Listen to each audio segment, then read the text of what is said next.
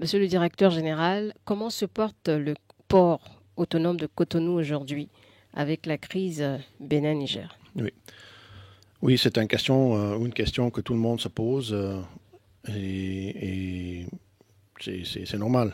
C'est normal. Le port de Cotonou, on dit toujours, dès qu'on avait une délégation dans le temps de Niger, le port de Cotonou est en fait le port de Niger aussi, naturel. On est un port qui est le plus facile, bien connecté avec un Niamey, avec un corridor qui est bien protégé, bien construit. Alors c'est normal que le port de Cotonou est vraiment leur port aussi et 83% de leur importation en fait venait de notre port. Il y a à peu près un an maintenant, hein, ça va bientôt être un an que les frontières étaient fermées. Et on s'est mis ensemble dès le départ avec tous les acteurs du port, avec les joueurs, les acteurs nigériens aussi. On s'est mis autour de table pour dire, OK, comment on va gérer cette crise? Et tout le monde pensait que, bon, la crise, ça va durer quelques mois, on doit gérer quelques mois. Et tous les volumes qui étaient prévus pour entrer dans le port sont aussi venus jusqu'à fin de l'année, l'année passée, jusqu'à fin 2023. On a quand même reçu des volumes pour Niger qui étaient déjà planifiés et qui sont entrés dans le port, mais ne pouvaient pas sortir du port parce qu'il n'y avait pas de destination Niger possible. C'était quoi le volume? C'était 12 000 conteneurs. Et c'était énorme parce que dans le port, même normalement, 12 000, c'est à peu près le volume qu'on traite facilement. Mais en plus, 12 000 parce qu'en fait, les conteneurs qui entraient ne sortaient plus.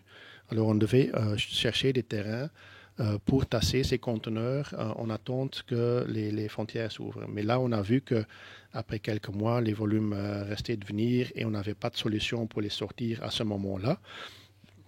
On a dû dire que les ports d'origine ne chargeaient plus les conteneurs pour Niger, le port est rempli.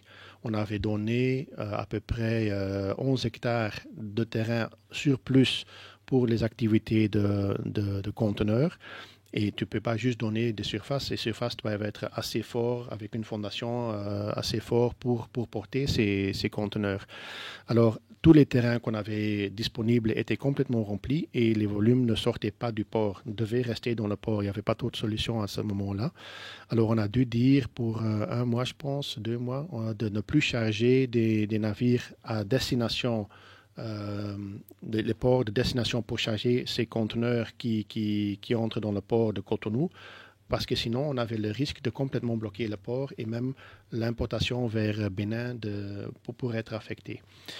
Alors, en même temps, on a aussi donné à tous les acteurs de Niger des opportunités de changer leur destination de conteneurs. Ça veut dire qu'ils pouvaient enlever les conteneurs et changer leur destination vers consommation locale, Bénin, vers Burkina Faso, vers Nigeria, ou bien même réexporter vers le port de destination.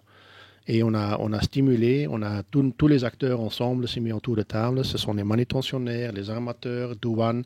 Tout le monde était là dans les réunions. Chaque 2 semaines, on était ensemble pour chercher des solutions et assortir ces conteneurs. À un certain moment, on a mis une liste avec tous les méthodes, tous les accompagnements que tous les acteurs ont fait. Et là, on a vu que quand même, les conteneurs commençaient à sortir. Et ça a duré jusqu'à début de cette année. Et jusqu'à maintenant, on a encore à peu près 2000 conteneurs dans le port qui certainement attendent la vraie ouverture de la frontière. Mais pour le reste, la congestion du port était réglée comme ça. Donc 2000 conteneurs à destination du Niger sont Oui, encore au port autonome oui, de oui. Cotonou. Et il y a encore des conteneurs vides à Niger, destination Cotonou, disons. Alors, ce sont des conteneurs qui sont aussi coincés à l'autre côté de la frontière. Dans 2 côtés de frontière, il y a encore des conteneurs qui attendent en fait l'ouverture de la frontière. Et donc les importateurs attendent toujours pour récupérer les 2000. Certainement, oui. Et on leur accompagne aussi. Ça veut dire on ne va pas saisir les conteneurs, on ne va pas détruire jusqu'à la crise est réglée, mais on va quand même donner à un certain moment, chercher des solutions, comment traiter. Ce n'est pas des produits périssables, on ne sait pas. Certainement pas, non, certainement pas. Non. Donc c'est pourquoi c'est stocké là jusqu'à présent. Bon, Moi, je ne peux pas lire les raisons d'un importateur. Il ne veut pas prendre le risque, certainement, de passer par des autres frontières, certainement. D'accord. Si on se base sur les chiffres aujourd'hui, combien de navires au port autonome de Cotonou par semaine ou par mois? Parce qu'autant, on est toujours dans la crise, hein. Oui. On a entendu dire qu'il y avait plus de navires qui accostaient au port de Cotonou. Est-ce qu'il y en a aujourd'hui? Oui.